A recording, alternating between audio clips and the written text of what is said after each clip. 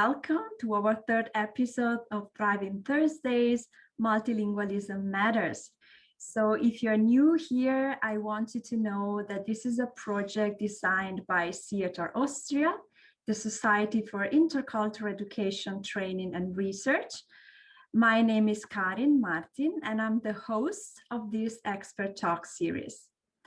If you want to find out more about SIETAR Austria and our projects, please visit our website, www.sietar.at.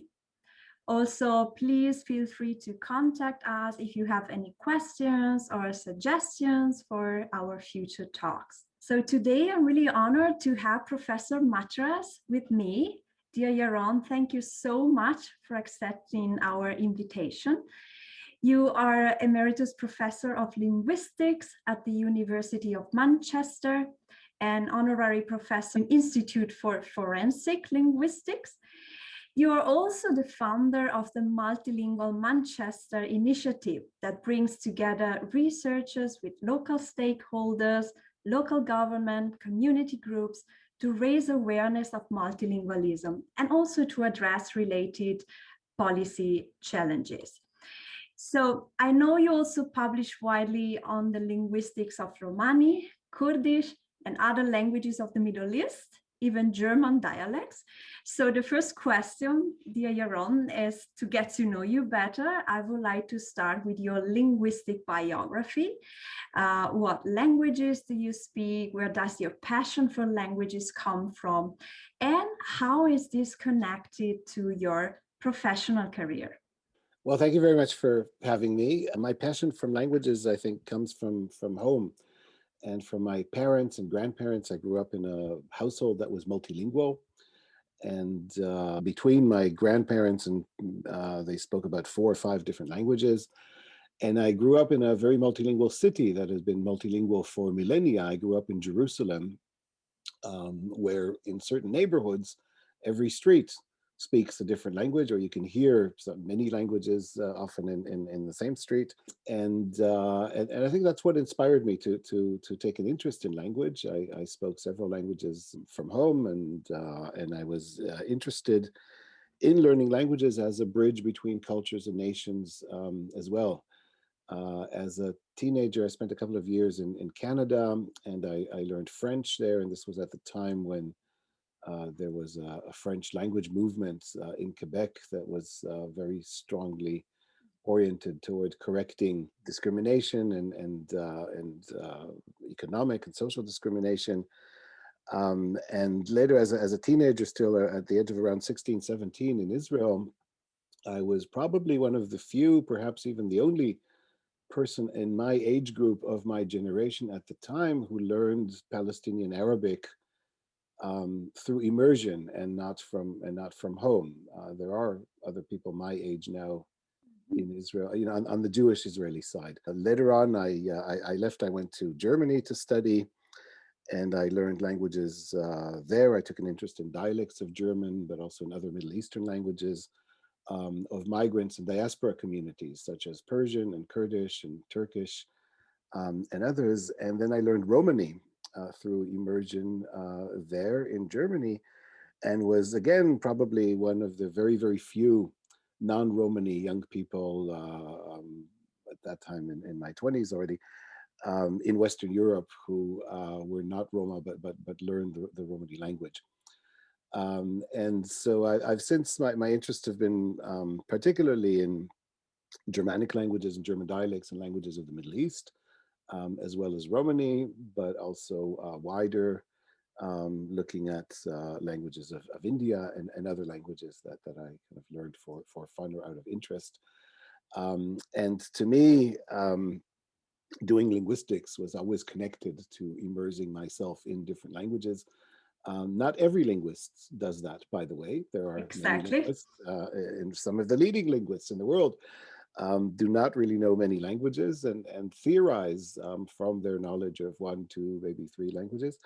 And that's fine, their contribution is immense. But I like, what appeals to me is the side of linguistics that involves working with people in communities Particularly, I had an interest in minority language groups, regional languages, dialects, multilingual communities. And to me, that was also, as I was saying before, connected to building bridges and a social justice agenda. That's so inspiring and impressive as well.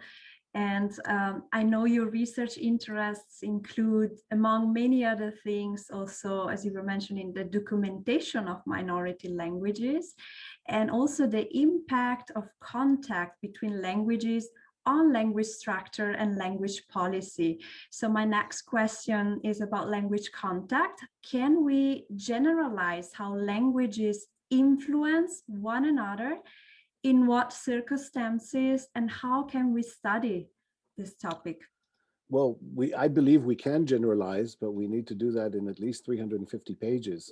So it takes time because there's a lot to say. But in brief, what we refer to as languages influencing one another sort of assumes that languages are closed systems. And this comes very much from nearly 3,000 years of kind of a scholarly indoctrination, if that makes sense as an expression at all. It's a contradiction in a way. But as we have studied languages through the ages, we have also put ourselves into a kind of a box when we think of languages as self-contained systems.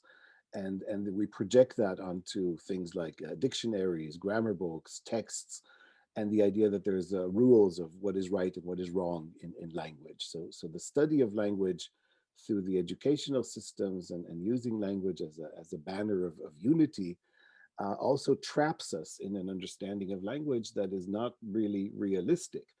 The reality is that language changes when the habits of users of language change. So when users of language begin to change the way they use languages, then that's when language changes. Now, formal grammars, dictionaries, what is right and what is wrong, do not always keep up with those changes quickly, and they do perhaps ultimately. And quite often there are institutions in many societies that try to actually block changes and eradicate them, even academies and various prescriptive approaches. And as linguists, we are sometimes consulted about the prescriptive aspect. How do we eradicate this particular use of language? What is right and what is wrong? Whereas at the same time, from a descriptive perspective, we are actually interested particularly in those natural dynamics of how languages change through use. Now, when we're talking about language contact and supposedly the contact of between languages, which is a metaphor because languages don't touch each other and they don't influence one each other and they don't even care whether they change this way or in that direction. It's the users that do that. Then we're talking about users in a multilingual setting. And users who are multilingual do not have a kind of a hardwired separation of languages in their brain. This is a habitus that is acquired through socialization. And the ultimate proof of that is, of course, when we observe how infants acquire the ability to use language in a setting that is multilingual. They understand, but it takes them a while until they can separate the languages. In the initial stages, they don't do that. Now, that is not due to a lack of a cognitive capacity to do that, because obviously they then grow up, and by the time they are 2 years old, or sometimes earlier, sometimes a bit later, they are separating languages already. But in the early stages, they don't. And that is because it is a matter of socialization. It's just like any other aspect of behavior. What we call separation of languages is basically means that the user is drawing on a kind of an integrated repertoire or a resource of different structures, words, sound patterns, patterns of putting words together into sentences, patterns of organizing the conversation, what is polite, what is impolite, and so on and so forth. All of that belongs to that resource. And it can vary from language to language as we perceive them. But what it means in practice is that the bilingual user always needs to kind of monitor what they're doing and accommodate to the expectations of the situation and what is and isn't effective in communicating. And quite often, that selection from your repertoire or resource is mapped onto individuals. So in other words, we perceive this as speaking different languages with different people. or in different situations, or for different purposes, sometimes when talking about different topics. But that separation is not absolute. In fact, as a multilingual speaker, you know that you're always working hard to maintain that separation and to suppress certain forms that come to your mind because they are not appropriate in the particular situation, not appropriate in terms of shameful or anything, but not effective because you're talking to somebody who might not understand or appreciate that expression, that particular point in time. So sometimes people ask me, well, how do you remember all your different languages? And I think multilinguals instinctively know the point is not so much to remember, the point is how to keep them apart if you use them regularly.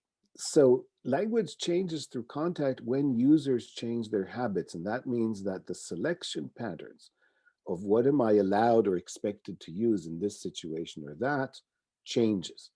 And you begin to use forms that you used to always use only with one set of contexts and one set of interlocutors, also in another set of interlocutors. That's what language change through contact basically means. It means you're shifting the rules of separation of what you have in your resources. And there are, I would say, primarily three motivations to do that. And they tend to be relevant to different areas of structure within language. I'll explain what I mean. So the first, which we perhaps think of most often, is filling a gap in expressing or labeling, usually items, sometimes actions, but usually it pertains to individual objects that are cultural or geographical. When we adopt into English a word like banana, it comes from a culture and a setting that was unknown, and the object was unknown. And when it became known, it became imported into the English language from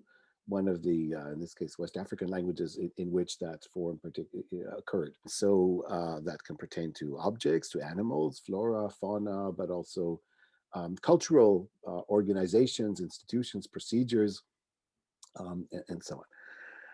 A second motivation is often linked to the concept of prestige. But we think of prestige as always pertaining to somebody who has more power. Now, a good example are the English culinary terms such as beef and poultry and mutton. And these are loan words from French, but English had, and Old English had, and Middle English had, and English continues to have indigenous words, non-borrowed words, cow and pig rather than pork, and chicken rather than poultry, and so on. And yet we associate, we don't say, this is a chicken dish. We don't usually say a cow dish. We say a beef dish. Those of us who eat meat. And that comes from associating a particular prestige of culinary culture during a particular time, after the Norman conquest, with the French language, which was the language of aristocracy and high culture. So that's a good example, and it pertains primarily to lexicon as well, just like the filling in gaps. But here we're not talking about a gap, we're talking about changing the patterns, imitating others whose behavior we're imitating in that particular domain. And this is important to note that, therefore prestige is not always those who are higher up and have power. The English language and the German language and other languages have loanwords, for example, from Romany. Not very many, but in English we find words like pal, or in English slang, regional English, chav, chavi, gaji, and others. In German we have words like zasta, and others that come from Romany and enter the language through slang. And that is because there is, at a particular point in time and in particular social situations, a prestige associated with those who are perceived to be defiant, non-compliant with the rules and regulations, and we imitate them. That's what slang is all about. How can I be defiant and challenge the norms? So prestige can move in different directions. The third and final motivation, which probably is the most important when it comes to changes in grammar, has to do with ease of processing language. So it is inconvenient to always monitor your speech and see that you are getting the constructions right in the right language, so to speak. But it is necessary in those situations when when language is associated with identity and so on. So people will tend naturally to find a kind of a compromise a compromise that would use the words from the language that you're supposed to be speaking in that situation, but you arrange them in the constructions in a way that is compatible with the other language. And that makes it easier to switch between languages and process between languages. And research has found over many years that there is a kind of a continuum. There are some constructions that are easier to process on their own and some that are more difficult. And where there are difficulties, people tend to kind of bridge those gaps by generalizing, so modifying the constructions. Now, whether or not that would lead to language change depends on how lenient society is, our community is, in allowing change to go forward or blocking it. I have the feeling we could talk hours and hours about this topic. Thank you so much for this overview. Going back to this idea of how multilingualism or multilingual people think and speak, I would like to mention that SIETAR Austria see multilingualism as an asset, as a resource, and our goal, one of our goals, is to promote a positive attitude towards this topic. But as you know, there are also monolingual speakers in the world. I don't know how many, because as you know, if you include dialects, then the number changes. But my question, and also the title of this talk today, is, can we change this monolingual mindset? Can we change this societal attitude, this monolingual people, let's say like that, that cannot really understand multilingual? So what's your opinion about that? Can we change the monolingual mindset?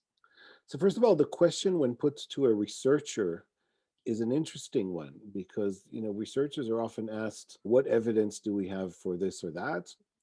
Or can we beat the virus, for example? And then so what are the conditions that need to be met to do that? But the question put to a researcher, can we change societal attitudes, means, should we as researchers engage in advocacy and become campaigners? Not everybody supports that idea. And even in research institutions and universities that pride themselves in having a social responsibility or policy engagement agenda, there is ongoing debate whether we should, as researchers, sit back and wait for policymakers and civil servants to call upon us and ask for our advice, or whether we should go out and say, we have these ideas and we think that we should use the tools of public engagement and advocacy to, as it were, perhaps put a little bit of pressure on policymakers to change things. So I'm saying this by means of kind of introduction, because I think it really depends who you're asking. First of all, whether they're even prepared to make that step to try and change societal attitudes. Now, I'm afraid that my answer is, in terms of a yes/no answer to the question, can we change the monolingual mindset, is a hesitant one. Yes, I'd like to change it. It depends what the monolingual mindset is.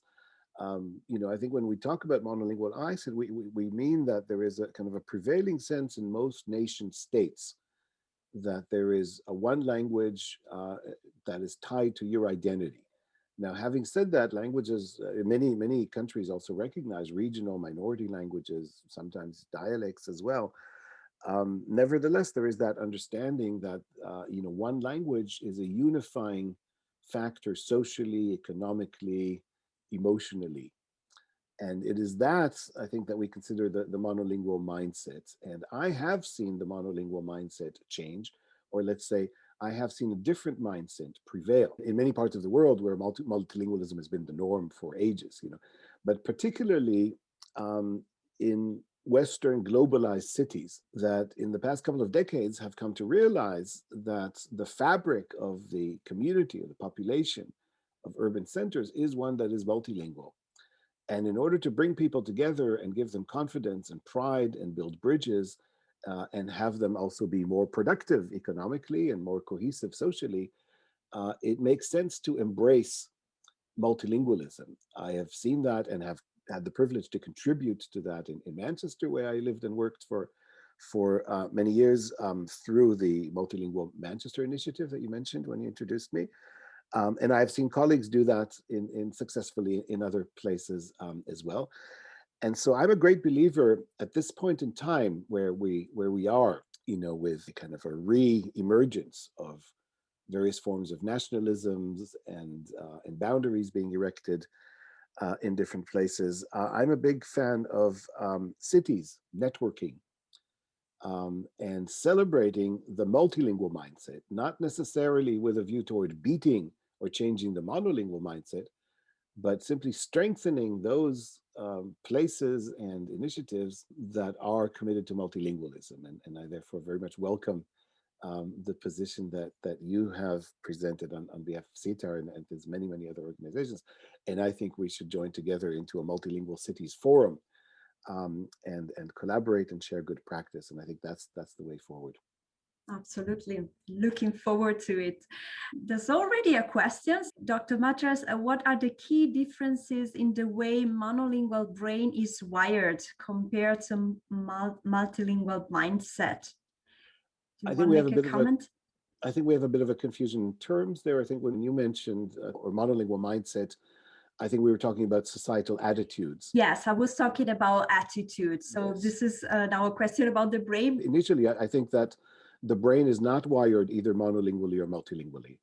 So it's a socialization aspect. So people pick up languages through socialization. There's no evidence for any hardwiring in the brain one way or another. That's a simple answer. Yeah, thank you so much. I just want to touch upon the practice-oriented side of your work, which I think is so interesting. And I would like to ask you, what is forensic linguistics? I assume in criminal procedures, there must be a way to evaluate questions of guilt or innocence in a fair way. So how does this go together with bilingualism? If you can mention some of your work or your ideas. Okay, well, forensic linguistics generally is, as you said, it's the application of linguistic science in judicial proceedings. They don't necessarily have to be criminal proceedings. They can be proceedings relating to, for example, intellectual property rights or asylum and immigration, to name but two examples. There are a range of different tasks that forensic linguists can perform in such context. In criminal proceedings, it would often involve identifying a sample of voice recording, for example, and confirming whether it matches that of a suspect or not, perhaps, so voice identification. In intellectual property debates, it might involve checking texts to see whether somebody is the ownership or the proper proprietor of a text. And in asylum and immigration, which is an area that I've been working in for some years now, it often involves or trying to determine the place of origin or socialization of a person based on their speech. And this is an area where bilingualism is particularly important because the monolingual mindset, if we continue with that notion, assumes often in such cases that there is such a thing as a primary language socialization and a primary language or dialect that a person can speak, which allows you to identify where they grew up. That is only partly true. And if those, I've already revealed where I grew up, but if I hadn't done so, those listening to my English, might have a hard time guessing, where is it from and what's the combination. It's because language is not DNA, it's permeable.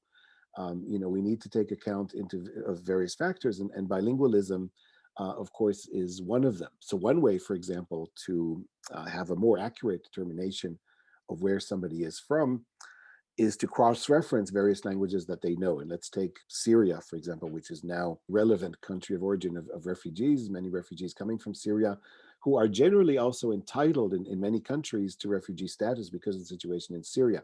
So governments are trying to determine whether somebody who is arriving and speaks Arabic or Kurdish is really from Syria or perhaps from one of the neighboring countries where Arabic or Kurdish are spoken. And to that end, governments employ contractors, and contractors, obviously under the constraints of time and financial pressures, sometimes cut corners. And we are seeing, I have identified a very big risk factor where failure to take into consideration variation in people's bilingualism might sometimes lead to errors. And that can be very difficult, of course, because if we send somebody back to a war zone, and that is literally a matter of life and death. So awareness of language repertoires and people's multilingual repertoires is very important to bear in mind in those situations, especially in judicial proceedings where there are various types of consequences for that. Yeah, absolutely. Very important topic. As you say, it's sometimes a matter of life or death. I see we have also another question here. This person, thank you for your question. I can speak 3 languages. Sometimes I accidentally mix them. So how to separate them and speak without mixing different languages? Do you have any tips for us how to keep? You already told us that the languages are not separated in the brain, they're not different boxes, but if we want to keep them separated while talking and not mixing, do you have any suggestion? Well, how do you do it? I make mistakes. But first of all, I enjoy mixing. In fact, I'm most comfortable talking to friends and family members who share several languages that I speak, and then the languages that I'm most comfortable in, I can switch freely between them. And I have several friends and family members who share that, and that's the easiest. And so I would say, first of all, don't be worried about mixing languages. It's a completely natural process. And that is how, as I was explaining before, language change comes about in the first place. So the dictionary of English, or even Shakespeare's repertoire of English, would never look as it does now if it hadn't been for people like you mixing their languages and bringing in that case, French into their English. We wouldn't have Shakespeare if people didn't mix languages. So you're in good company if you're mixing languages. But if it is an issue, and if it does impede comprehension or prestige or comfort, mental concentration is the way to do that. And we tend to mix languages when we have more relaxed control. So when we have just woken up from our sleep, or when we are very tired, or for those people who drink, when they're drunk, or those people who, God forbid, suffer some kind of impairment, brain damage, or even a blow to the head or something like that. That can also make it difficult to separate languages. So there's a certain, on the one hand, kind of pathology to non-separation of languages, but on the other hand, there is that pathology because it's a natural process. So it's lax concentration that leads to that. So if you necessarily want to avoid that, is to train and concentrate more. Thank you. We have time just for a final question. Our president of SIETAR Austria, Ethnic Krapic, is asking, in societies or cities for that matter, where language issues are embedded in ethnic majority-minority relations and politics, how can multilingualism most effectively be promoted in order to detach it from the political context? So bearing in mind also the language prestige component, potential bias, and so on. Well, it's a very interesting question, and there is a bit of a challenge there because on the one hand, you are addressing correctly issues of majority-minority relationships, which are inevitably politicized, and yet you're asking how can we separate it from politics, and that's difficult. And that's what I was alluding to before about the advocacy aspect. So when you ask a researcher, how can we change the world? In a particular aspect, then you're basically asking the researcher to make a step into advocacy and campaigning, and that means a step into politics as well, which I personally am very happy to do, but we can't keep it out. However, we can keep it away from things like party politics or other political debates to some extent. I have to say, from experience of the last few years, it's finding it very difficult to do that with Brexit in the UK in the last few years. And I am in contradiction here with other colleagues in the modern languages who have tried to embrace Brexit and have come up with arguments such as, now more than ever, we need to protect British interests in the world, so we need to learn foreign languages. I don't accept that. I find that hard to follow. That when you are taking a step back from building bridges, you are also taking a step back from multilingualism. However, on the positive side, celebration is one thing that has worked kind of very well, rather than just the utilitarian approach. Learn languages to have another qualification, learn languages to promote British trade in China, learn languages to support, foreign policy interests in the Middle East or whatever, which are often the arguments that are being put forward. I mean, I say to people alongside those, not rather than, but alongside those, I would say, well, embrace the multilingual diversity that we have in cities, enjoy it. See it as a matter of identity. And that doesn't mean being perfect in all sorts of languages. It means enjoying what we have in, as I was saying before, repertoire. Some people will simply use greetings in another language, salam alaikum or whatever, and that would be a tokenistic approach towards building bridges. Now, and the way to do that, I mean, if you want to check the Manchester City of Literature website, where we have recently documented the history in Manchester of celebrating UNESCO International Mother Language Day. That is an example. We have some examples there from libraries, from Multilingual Manchester, from community initiatives, on what kind of initiatives we did, what kind of exhibitions and activities we put on to help people engage with languages and language diversity. And we've always seen that motivates people. It makes them curious. So the celebratory aspect, I think, is a secure, non-politicized or not directly politicized, not explicitly politicized pathway to get people to engage with each other's languages, celebrate them, cherish them, and build bridges of friendship and tolerance. Thank you so much. I see Ethne answered as well. And she said, interestingly, from an Irish perspective, one of the positives of Brexit is suggested as opening up the possibility of more students moving away from English-speaking Erasmus experience to more multilingual experience. So yes, again, I have the feeling we could talk hours. I will just pick this last question. Sorry, I'm so excited. She's asking, do you think learning a new language in a new culture can change or modify one's behavior, personality, or potentially also create a new personality? Well, namaste, assalamu alaikum, sat sri akal. And we cannot greet in all the languages of India, of course, because we'd be here all night. I don't know about personality, but certainly your sensitivity toward issues, awareness of issues. I have certainly felt that my ability to speak languages, and even those languages that I don't speak fluently, even just bits and pieces, has given me insights and enriched my horizons and my experience, my cultural experience. And I'll mention in particular the Romani communities that I've worked with in Europe, who have a particularly harsh history of marginalization and exclusion and prejudice, but also other communities. And I mentioned my interest in French in Canada and in Palestinian Arabic in Israel and Palestine. And for me, again, that's inherently connected to societal attitudes of curiosity toward others and removing boundaries. And in that respect, now whether you would count that as personality, I don't know, it's hard for me to say, but certainly in terms of attitudes and behaviors, and therefore, the priorities and the way we live our lives. I agree with the comment about this ability to engage in shifting perspectives. I mean, knowing languages gives us that flexibility. And we know that we're labeling something is random. It can be labeled in a completely different way. It can be expressed in a completely different way with this word at the end of the sentence rather than at the beginning. And so it gives us a bit of distance to our sense of self. We are not the only ones there. There are others who do things differently. Yeah, and that is, I think, a key to be able to be more flexible, more creative, certainly more tolerant as well.